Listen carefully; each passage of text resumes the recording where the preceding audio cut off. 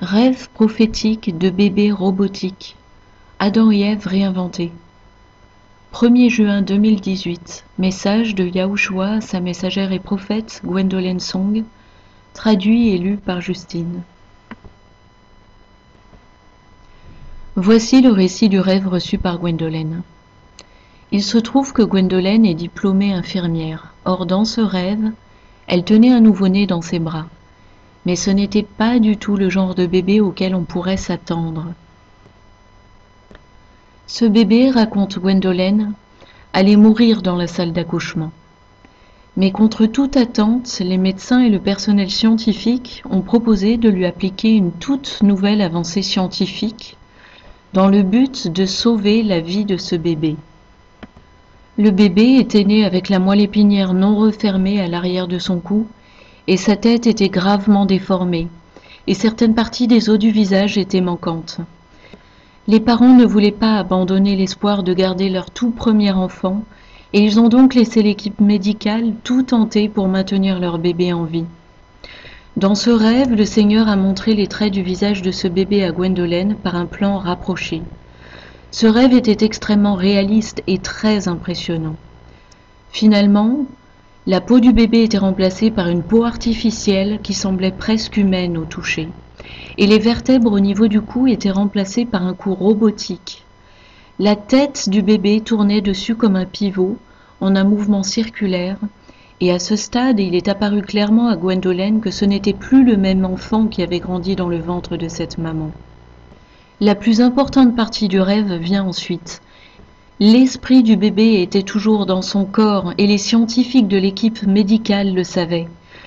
Gwendolyn a pensé à l'innocence du bébé et elle a alors ressenti le cœur du Seigneur face à sa création pervertie pour permettre l'accomplissement de l'agenda des anges déchus. Gwendolyn s'est sentie soudainement désemparée et l'émotion la submergeant, elle a vite remis le bébé entre les mains de sa maman.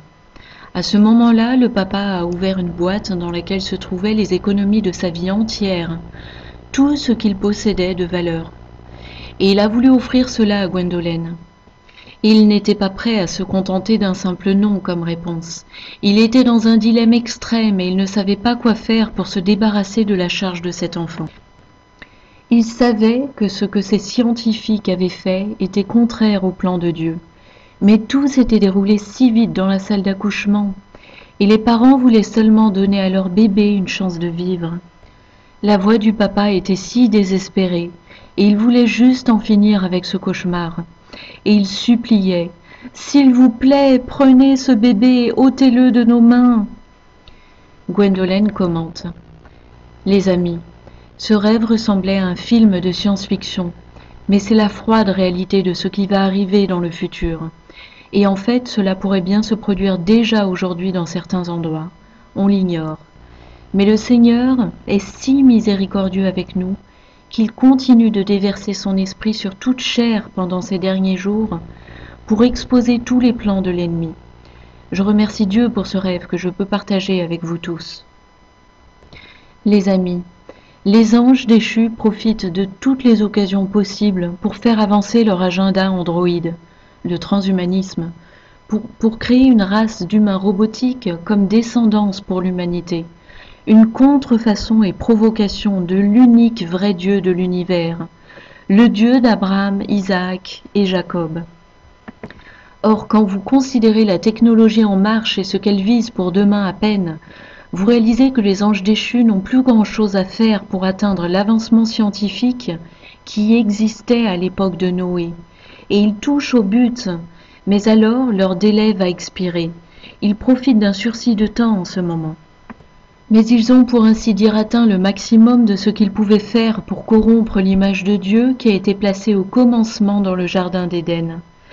Adam et Ève étaient les premiers prototypes de Dieu pour la race humaine. Mais le Seigneur m'a révélé l'avènement d'un nouveau couple d'Adam et Ève qui seront les premiers dans leur genre en tant qu'androïdes. C'est la parole que le Seigneur m'a confiée et c'est la façon de penser des anges déchus. Adam et Ève vont revenir, mais dans un genre reptilien, perverti, vicié et déformé. Les amis, Préparons-nous tous pour la venue du Seigneur. Oui, préparons-nous pour l'arrivée de notre roi conquérant, de sorte qu'il nous trouve tous vivant une vie vertueuse, soumettant totalement notre chair au sang de l'agneau. Si vous n'avez pas une relation sincère avec Jésus-Christ, Yahushua Mashiach, le roi d'Israël, aujourd'hui est le jour pour lui demander de devenir le Seigneur de votre vie. Repentez-vous de votre vie de péché pour que vous puissiez être absorbé à commencer l'aventure de votre vie pour le connaître. Il est sans conteste le meilleur ami que vous ayez jamais eu. Personne ne peut être comparé à notre Dieu. Shalom, les amis.